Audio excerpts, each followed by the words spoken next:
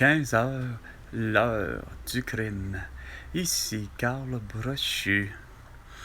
Et contrairement à d'habitude, que j'écoutais la radio au 98,5 FM, malheureusement, depuis le 31 août 2024, je ne suis plus dans la grande région de Montréal. Je suis dans la grande région de Québec et la station de radio du 98,5 FM n'est pas en service, je crois. Je crois qu'il y a tellement d'autres stations qui fonctionnent dans la grande région de Québec.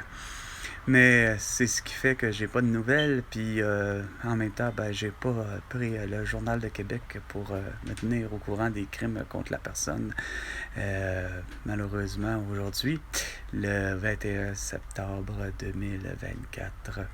Mais il y a un crime contre l'humanité qui persiste à ne pas avoir été puni par les gens en autorité, que ce soit les juges et les avocats, de ne pas avoir compris que le vendredi 13 mars 2020, François Legault, Isabelle Brèche, Trudeau et Sophie Grégoire, Joe Biden et Jill Biden, ainsi que Valérie Plante et Régis Labaume, Bruno Marchand, ainsi que Angela Merkel, Boris Johnson, Elisabeth, Charles, Marcelo Rebelo de Souza, ainsi que Olaf Schultz et finalement tous les élus ou les Emmanuel Macron, Brigitte Macron et tous les autres élus, ont incité sur le fait comme de quoi qu'il fallait qu'on soit séquestré durant 30 jours pour relever le même défi, la toux de Sophie Grégoire.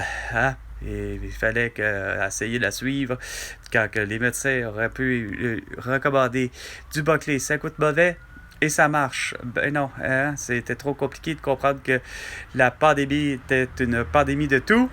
Quelque chose de tellement régulier, de tellement simple, une maladie peu contagieuse et bénigne, mais que vous avez transformé ça en une nouvelle maladie de tout frais, découverte, puis que ça serait en plus un croisement de chauve-souris, de pangolin ou de je ne sais trop quel bébite ou animal de la Chine, quand le tout était probablement un simple recherche d'un centre d'infectiologie en Chine, puis que, bon an, mal an, les gens se sont infectés. C'est une maladie humaine, ni plus ni moins. Ça s'appelle donc la toux.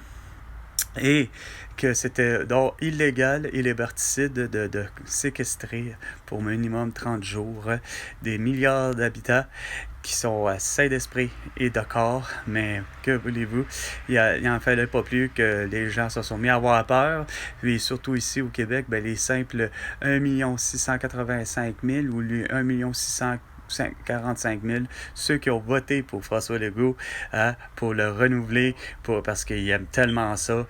Eux autres aussi, les mesures sanitaires, le port du masque, la séquestration et la vaccination, encore mieux. Tout ça, le 3 octobre 2022, il y a 2 ans. C'est la preuve à laquelle la majorité silencieuse. Mais non, on n'a pas été silencieux. La majorité a plutôt été très bruyante de paroles et de marches, mais non que vous avez considéré ça une manifestation. Et sans compter votre soi-disant complotiste qui, lui, convoit de la liberté. Pour les camionneurs qui devaient voyager de façon la plus libre qui soit, c'est-à-dire puis la plus saine qui soit, sans masque et sans vaccin, et surtout sans QR barcode. Ceci étant le plus grand crime contre l'humanité, et vous devriez être déjà tous mis en état d'arrestation et punis, mais reconnus coupables, puis mis en prison jusqu'à le restant de vos jours. Comme ce n'est pas produit, et que François Legault, Isabelle Brèche, Trudeau et Sophie Grégoire, vous deviez négocier avec moi, Carl Brochu, le souverain, l'indépendantiste et le parti de la liberté, et ça depuis 47 ans. C'est avec moi qu'il faut négocier, pas avec les Elisabeth et les Charles, ni avec les Kamala Harris ou encore les Xi Jinping, les Kim Jong-un et Vladimir Poutine ou Volodymyr Zelensky. Non. C'est avec moi que le Québec serait souverain et que en plus de ça, on va devenir très, très, très, très riche parce qu'on va faire en sorte d'avoir, à bâtir à nouveau et construire à nouveau des CL-415, ces fameux avions bombardiers à eau, dans le but de contrer les feux de forêt et contrer les embâcles durant l'hiver, les fameuses grenouilles pour briser les glaces et les mini-icebergs qui naviguent et qui flottent sur les rivières durant le printemps.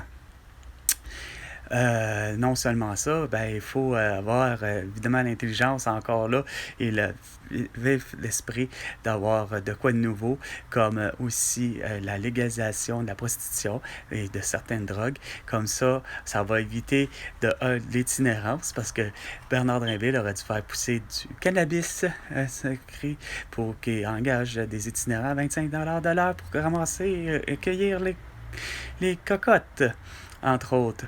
Mais pour tout cela, ça mérite évidemment d'être compensé financièrement, pour avoir des infirmières qui diagnostiquent, prescrivent et quoi opèrent. Pas faire en sorte que, regarde, la belle cruche va avoir une fameuse voiture à 2800$, que même qu'elle soit électrique, qui est l'objet le plus dangereux sur le système de l'écosystème, qui est destructeur.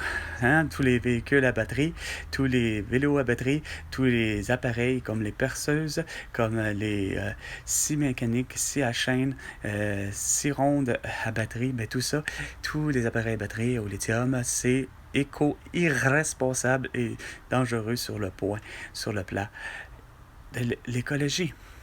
Fait que les infirmières, comme évidemment, écoute, eux autres, leur salaire, t'as pas compris, toi, la personne du privé, comme Christian Dubé n'a pas compris, puis toi, François Legault n'a pas compris, t'as engagé du beau cabochon, puis tu leur donnes un beau gros salaire quand que tu arrives avec aucune solution. La solution étant la suivante, les infirmières, entre autres, doivent diagnostiquer, prescrire puis opérer. OK?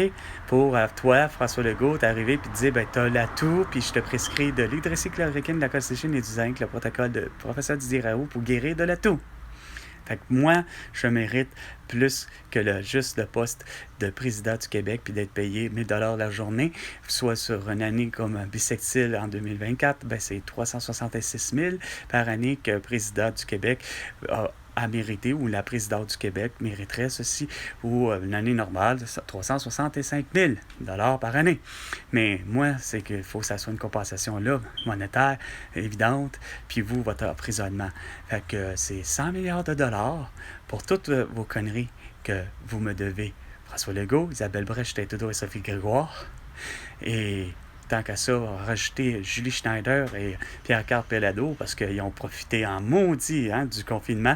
Puis surtout la belle cruche de Julie Schneider de faire dire aux enfants qu'il faudrait que les gens non vaccinés, il faudrait quasiment les pendre puis les mettre en prison.